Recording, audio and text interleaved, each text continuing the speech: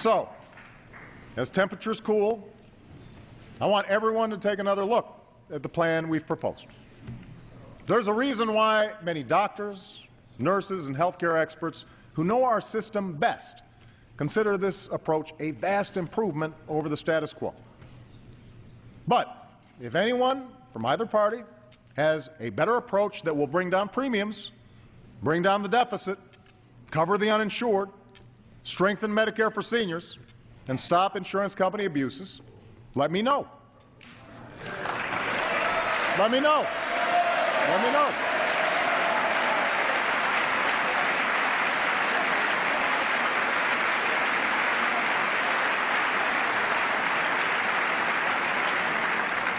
I'm eager to see it. Here's what I ask Congress, though. Don't walk away from reform. Not now. Not when we are so close. Let us find a way to come together and finish the job for the American people. Let's get it done. Let's get it done.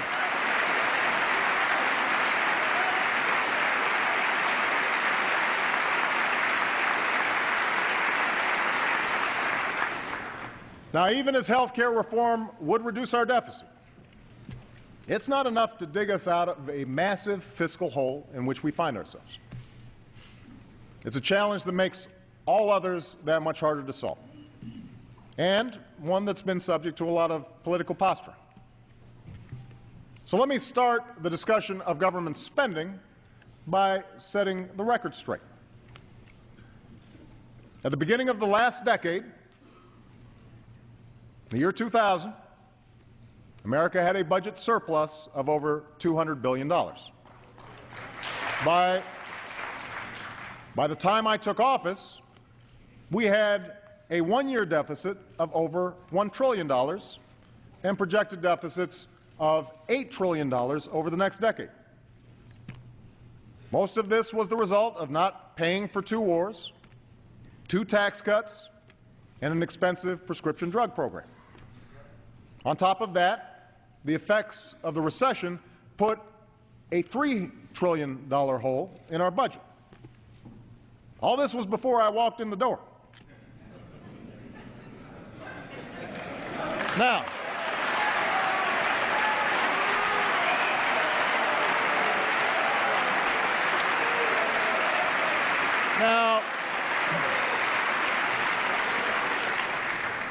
just stating the facts. Now, if we had taken office in ordinary times, I would have liked nothing more than to start bringing down the deficit. But we took office amid a crisis, and our efforts to prevent a second depression have added another $1 trillion to our national debt. That, too, is a fact. I'm absolutely convinced that was the right thing to do. But families across the country are tightening their belts and making tough decisions. The federal government should do the same.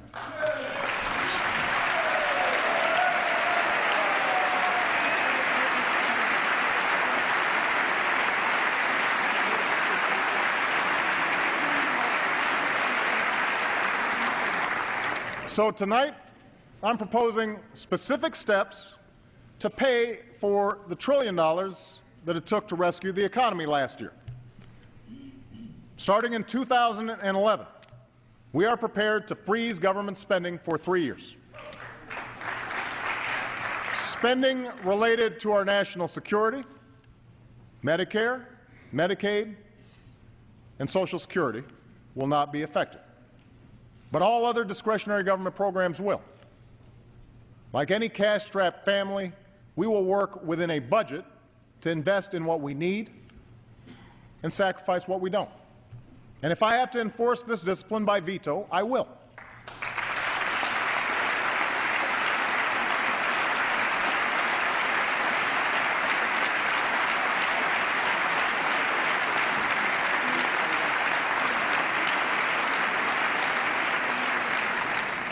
We will continue to go through the budget, line by line, page by page, to eliminate programs that we can't afford and don't work.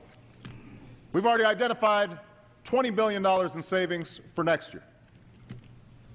To help working families, will extend our middle-class tax cuts.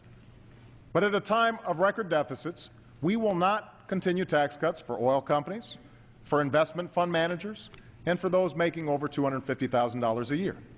We just can't afford it.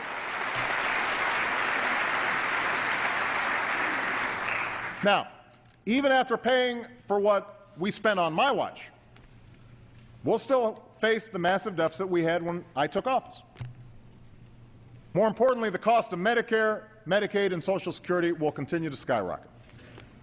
That's why I've called for a bipartisan fiscal commission, modeled on a proposal by Republican Judd Gregg and Democrat Kent Conrad. This can't be one of those Washington gimmicks that lets us pretend we solve a problem. The commission will have to provide a specific set of solutions by a certain deadline. Yesterday, the Senate blocked a bill that would have created this commission. So I'll issue an executive order that will allow us to go forward, because I refuse to pass this problem on to another generation of Americans.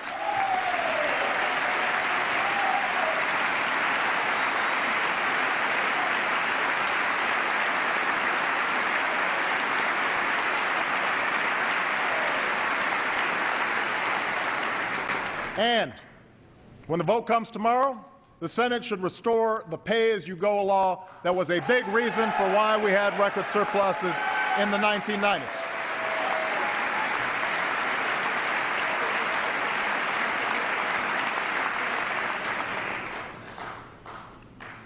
Now, I know that some in my own party will argue that we can't address the deficit or freeze government spending when so many are still hurting. And I agree, which is why this freeze won't take effect until next year, when the economy is stronger. That's how budgeting works.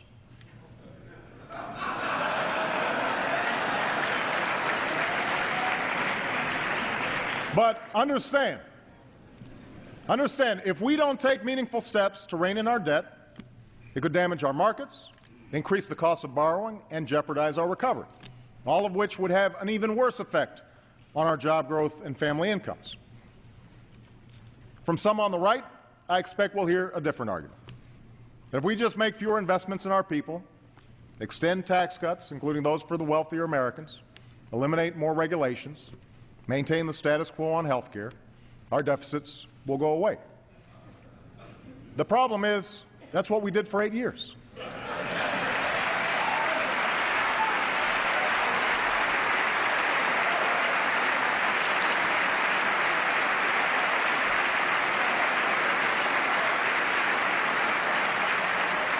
That's what helped us into this crisis. It's what helped lead to these deficits. We can't do it again. Rather than fight the same tired battles that have dominated Washington for decades, it's time to try something new. Let's invest in our people without leaving them a mountain of debt. Let's meet our responsibility to the citizens who sent us here. Let's try common sense. A novel concept. Now, to do that, we have to recognize that we face more than a deficit of dollars right now. We face a deficit of trust. Deep and corrosive doubts about how Washington works that have been growing for years. To close that credibility gap, we have to take action on both ends of Pennsylvania Avenue.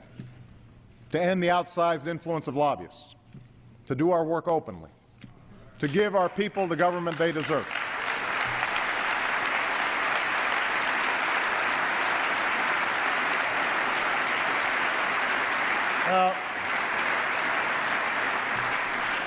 That's what I came to Washington to do.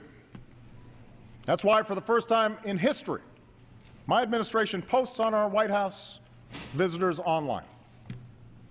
That's why we've excluded lobbyists from policy-making jobs or seats on federal boards and commissions. But we can't stop there. It's time to require lobbyists to disclose each contact they make on behalf of a client with my administration or with Congress. It's time to put strict limits on the contributions that lobbyists give to candidates for federal office. With all due deference to separation of powers, last week the Supreme Court reversed a century of law that I believe will open the floodgates for special interests, including foreign corporations, to spend without limit in our elections.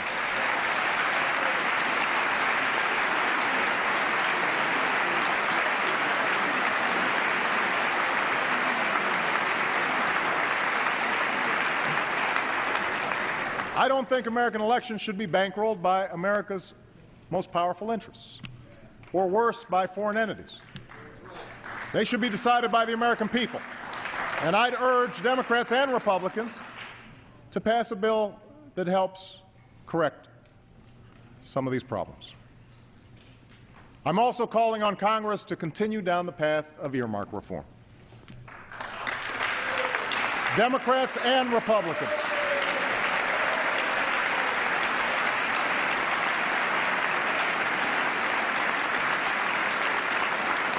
Democrats and Republicans, look, you've trimmed some of this spending, you've embraced some meaningful change, but restoring the public trust demands more. For example, some members of Congress post some earmark requests online. Tonight, I'm calling on Congress to publish all earmark requests on a single website before there's a vote, so that the American people can see how their money is being spent.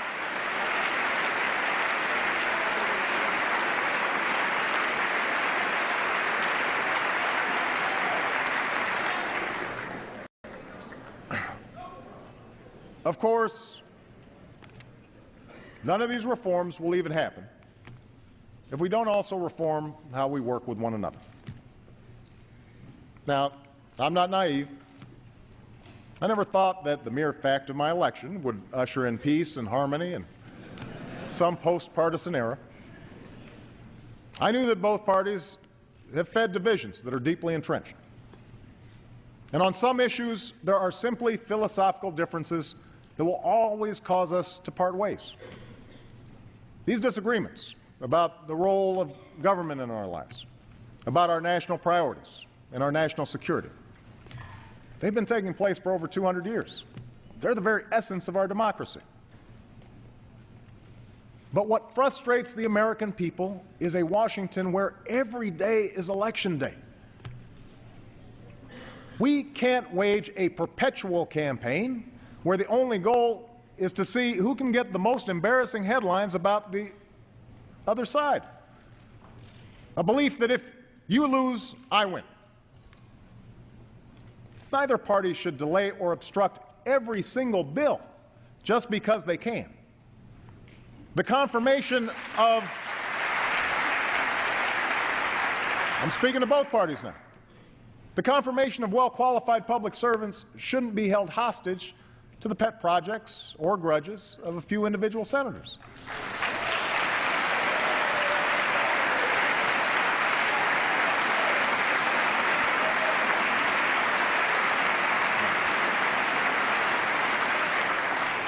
Washington may think that saying anything about the other side, no matter how false, no matter how malicious, is just part of the game. But it's precisely such politics that has stopped either party from helping the American people. Worse yet, it's sowing further division among our citizens, further distrust in our government. So no, I will not give up on trying to change the tone of our politics. I know it's an election year, and after last week, it's clear that campaign fever has come even earlier than usual. But we still need to govern. To Democrats, I would remind you that we still have the largest majority in decades, and the people expect us to solve problems, not run for the hills.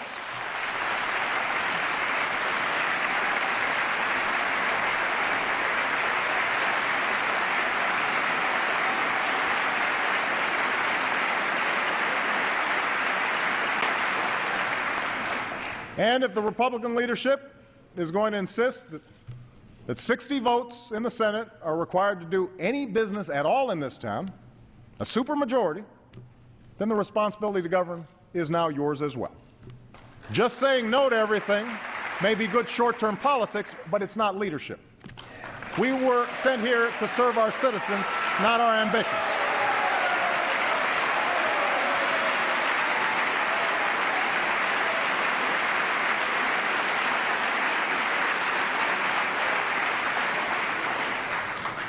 So let's show the American people that we can do it together. This week I'll be addressing a meeting of the House Republicans. I'd like to begin monthly meetings with both Democratic and Republican leadership. I know you can't wait.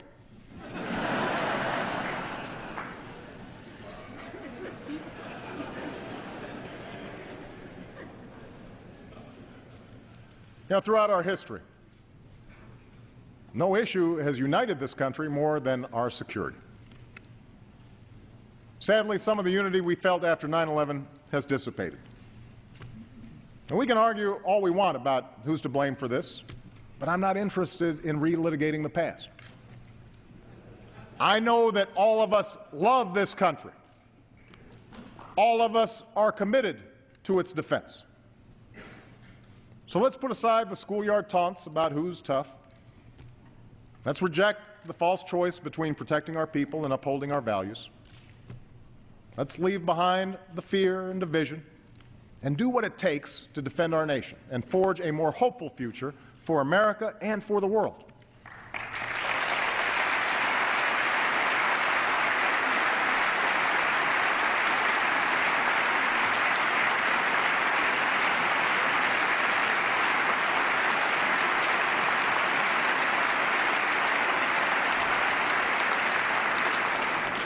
That's the work we began last year. Since the day I took office, we've renewed our focus on the terrorists who threaten our nation. We've made substantial investments in our homeland security and disrupted plots that threaten to take American lives. We are filling unacceptable gaps revealed by the failed Christmas attack with better airline security and swifter action on our intelligence. We've prohibited torture and strengthened partnerships from the Pacific to South Asia to the Arabian Peninsula. And in the last year, hundreds of al-Qaeda's fighters and affiliates, including many senior leaders, have been captured or killed, far more than in 2008. And in Afghanistan, we're increasing our troops and training Afghan security forces so they can begin to take the lead in July of 2011 and our troops can begin to come home.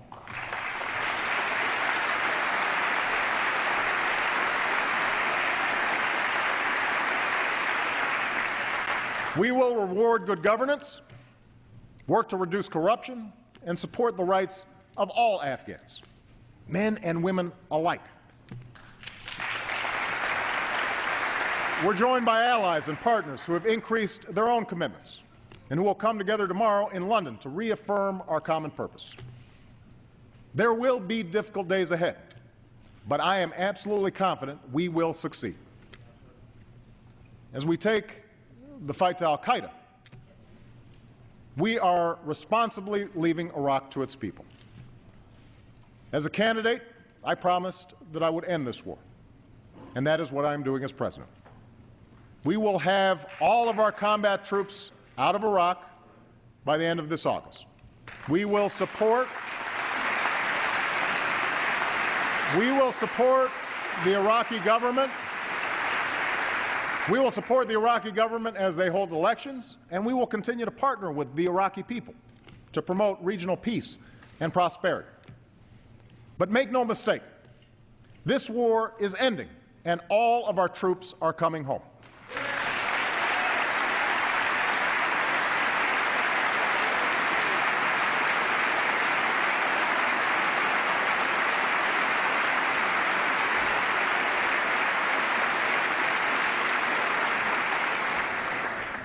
Tonight, all of our men and women in uniform, in Iraq, in Afghanistan, and around the world, they have to know that they have our respect, our gratitude, our full support.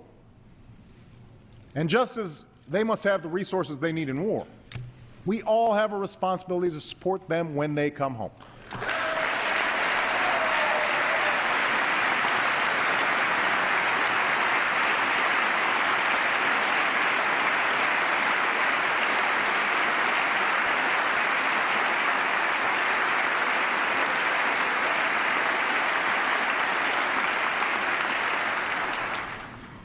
That's why we made the largest increase in investments for veterans in decades last year.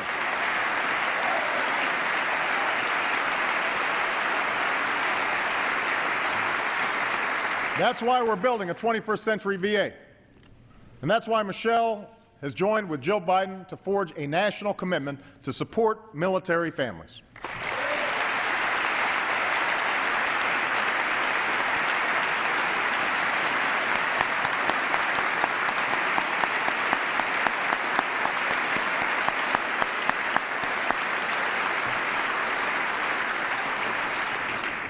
Now, even as we prosecute two wars, we're also confronting perhaps the greatest danger to the American people, the threat of nuclear weapons.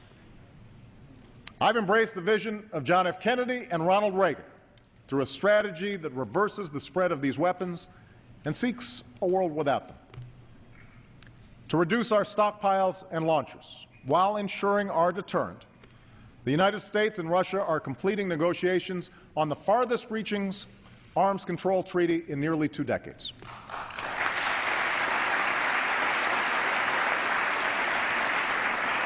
And at April's Nuclear Security Summit, we will bring 44 nations together here in Washington, D.C. behind a clear goal: securing all vulnerable nuclear materials around the world in 4 years so that they never fall into the hands of terrorists.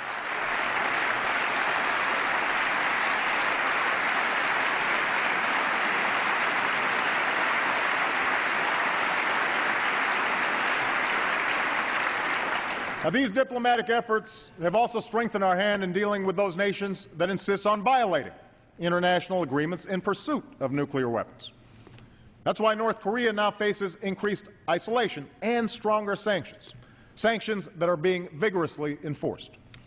That's why the international community is more united and the Islamic Republic of Iran is more isolated.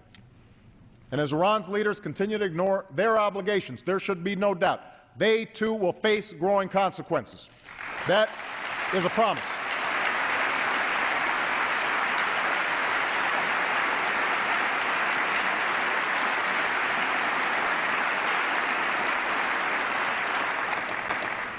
That's the leadership we are providing. Engagement that advances the common security and prosperity of all people.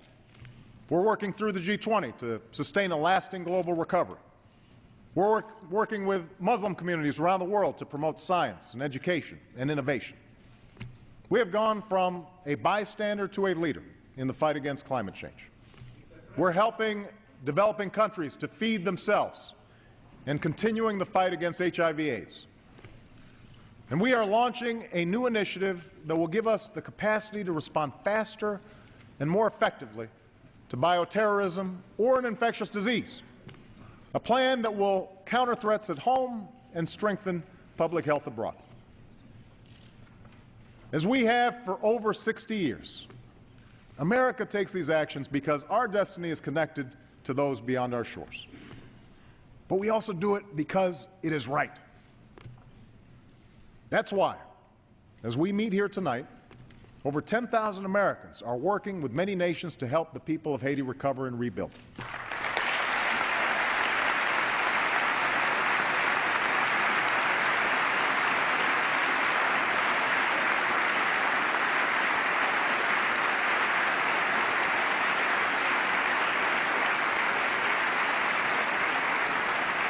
That's why we stand with the girl who yearns to go to school in Afghanistan, why we support the human rights of the women marching through the streets of Iran, why we advocate for the young man denied a job by corruption in Guinea. For America must always stand on the side of freedom and human dignity. Always.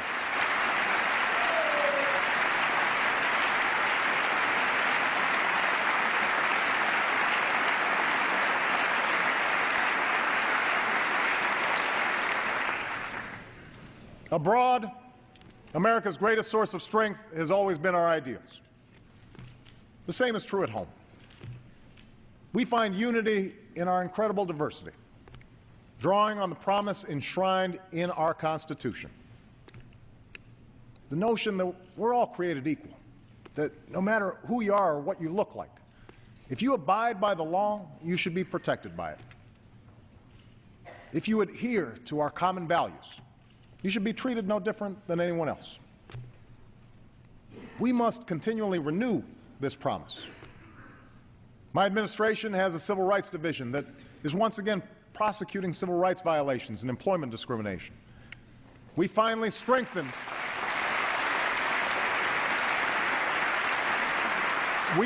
strengthened our laws to protect against crimes driven by hate. This year, I will work with Congress and our military to finally repeal the law that denies gay Americans the right to serve the country they love because of who they are. It's the right thing to do.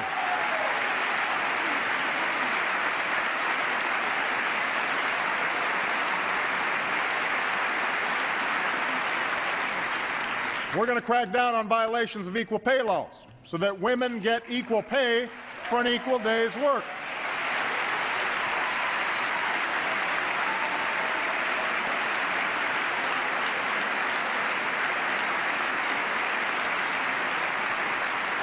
And we should continue the work of fixing our broken immigration system to secure our borders and enforce our laws and ensure that everyone who plays by the rules can contribute to our economy and enrich our nations.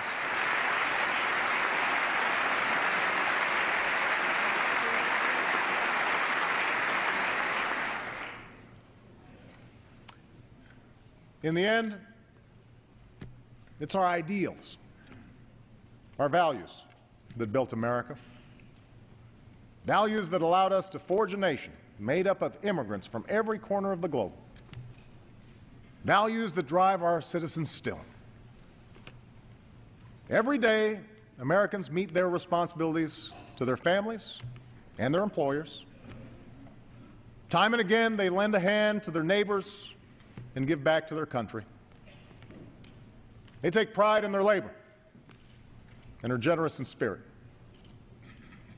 These aren't Republican values or Democratic values that they're living by, business values or labor values. They're American values. Unfortunately, too many of our citizens have lost faith that our biggest institutions, our corporations, our media, and yes, our government, still reflect these same values. Each of these institutions are full of honorable men and women doing important work that helps our country prosper. But each time a CEO rewards himself for failure, or a banker puts the rest of us at risk for his own selfish gain, people's doubts grow. Each time lobbyists game the system or politicians tear each other down instead of lifting this country up, we lose faith. The more that TV pundits reduce serious debates to silly arguments, big issues into sound bites, our citizens turn away. No wonder there's so much cynicism out there. No wonder there's so much disappointment. I campaigned on the promise of change. Change we can believe in, the slogan went. And right now I know there are many Americans who aren't sure if they still believe we can change or that I can deliver it. But remember this, I never suggested that change would be easy or that I could do it alone. Democracy in a nation of 300 million people can be noisy and messy and complicated. And when you try to do big things and make big changes, it stirs passions and controversy. That's just how it is. Those of us in public office can respond to this reality by playing it safe and avoid telling hard truths and pointing fingers. We can do what's necessary to keep our poll numbers high and get through the next election instead of doing what's best for the next generation. But I also know this. If people had made that decision 50 years ago, or 100 years ago, or 200 years ago, we wouldn't be here tonight. The only reason we are here is because generations of Americans were unafraid to do what was hard, to do what was needed even when success was uncertain, to do what it took to keep the dream of this nation alive for their children and their grandchildren.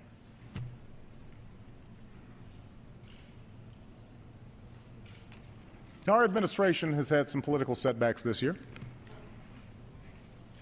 and some of them were deserved.